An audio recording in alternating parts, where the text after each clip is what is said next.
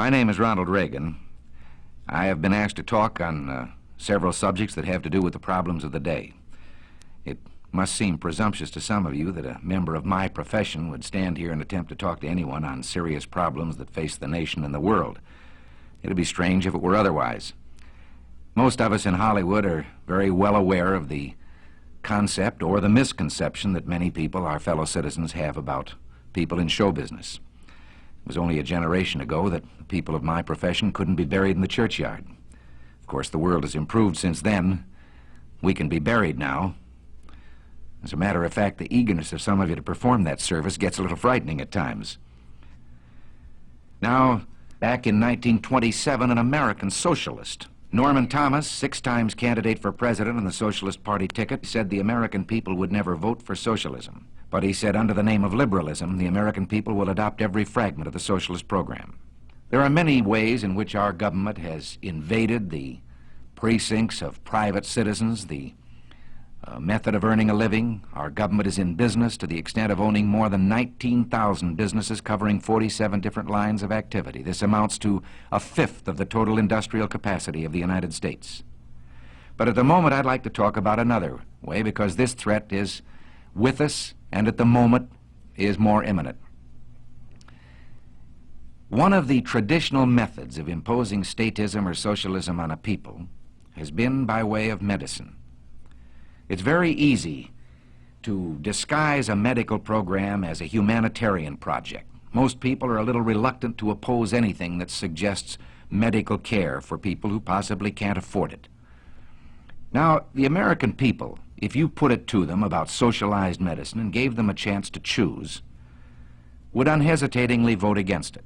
We had an example of this under the Truman administration.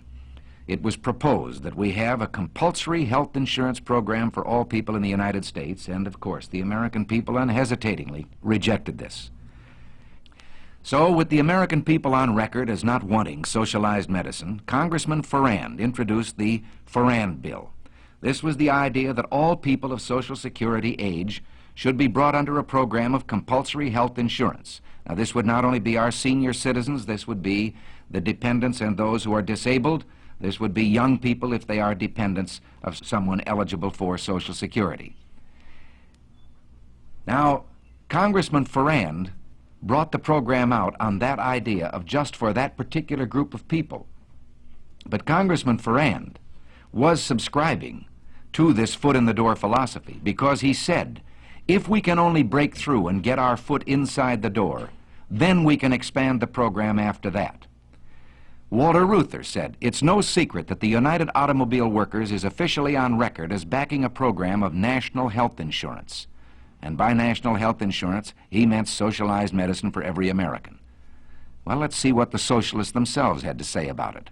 They say, once the Farrand Bill is passed, this nation will be provided with a mechanism for socialized medicine capable of indefinite expansion in every direction until it includes the entire population. Well, we can't say we haven't been warned. Now, Congressman Farrand is no longer a congressman of the United States government. He has been replaced, not in his particular assignment, but in his backing of such a bill, by Congressman King of California. It is presented in the idea of a great emergency that millions of our senior citizens are unable to provide needed medical care. But this ignores the fact that in the last decade, 127 million of our citizens, in just 10 years, have come under the protection of some form of privately owned medical or hospital insurance. Now, the advocates of this bill, when you try to oppose it, challenge you on an emotional basis. They say, what would you do? Throw these poor old people out to die with no medical attention? That's ridiculous, and of course, no one has advocated it. As a matter of fact, in the last session of Congress, a bill was adopted known as the Kerr-Mills Bill. Now, without even allowing this bill to be tried to see if it works, they have introduced this King bill, which is really the Farrand Bill. What is the Kerr-Mills Bill? It is a frank recognition of the medical need or problem of our senior citizens that I've mentioned. And it is provided from the federal government money to the states and the local communities that can be used at the discretion of the state to help those people who need it. Now, what reason could the other people have for backing a bill which says we insist on compulsory health insurance for senior citizens on a basis of age alone, regardless of whether they are worth millions of dollars, whether they have an income, whether they're protected by their own insurance, whether they have savings. I think we could be excused for believing that, as ex-Congressman Ferrand said, this was simply an excuse to bring about what they wanted all the time, socialized medicine. James Madison, in 1788, speaking to the Virginia Convention, said, "Since the general civilization of mankind, I believe there are more instances of the abridgment of the freedom of the people by gradual and silent encroachment of those in power than by violent and sudden usurpations." They want to attach this bill to Social Security, and they say here is a great insurance program now instituted, now working.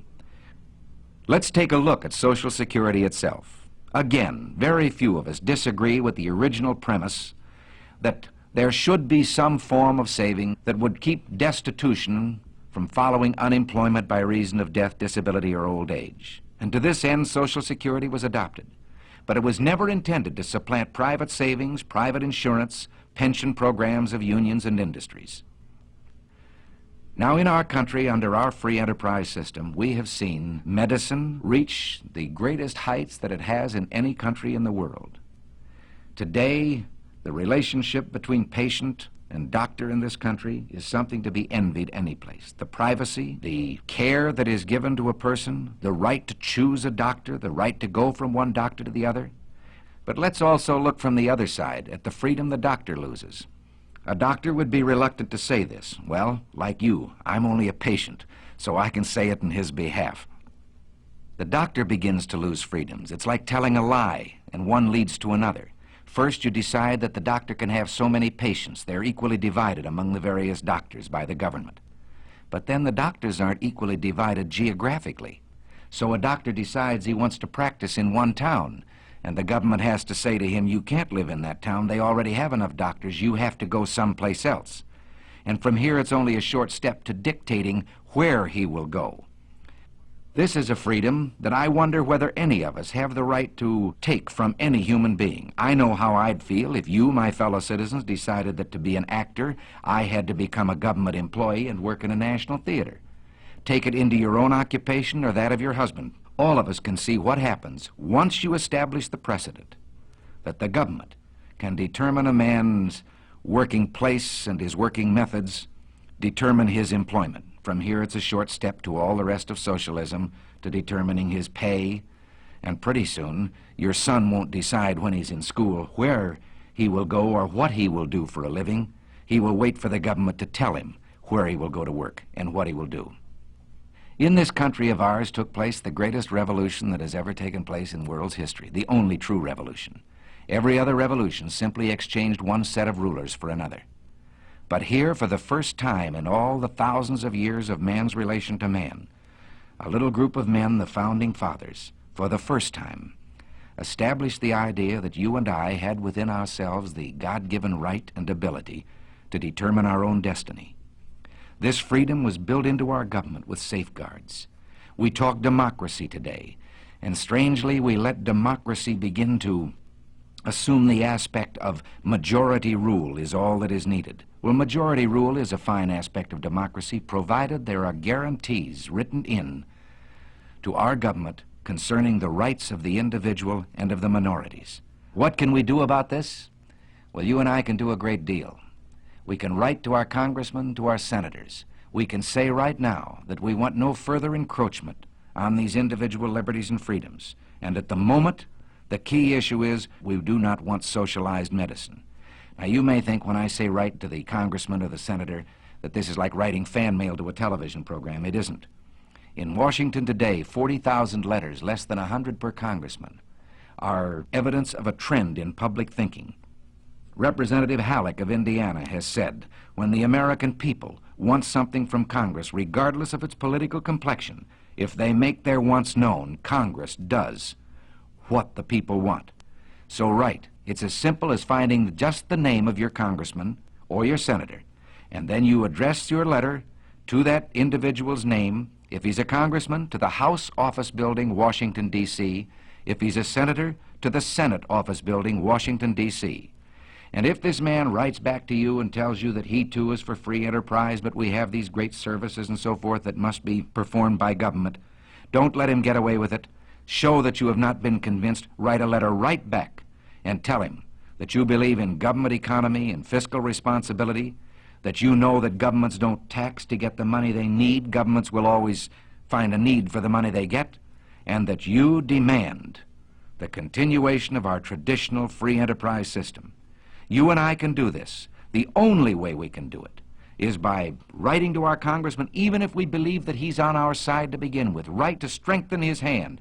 Give him the ability to stand before his colleagues in Congress and say, I have heard from my constituents and this is what they want. Write those letters now. Call your friends and tell them to write them. If you don't, this program, I promise you, will pass just as surely as the sun will come up tomorrow. And behind it will come other federal programs that will invade every area of freedom as we have known it in this country, until one day, as Norman Thomas said, we will awake to find that we have socialism.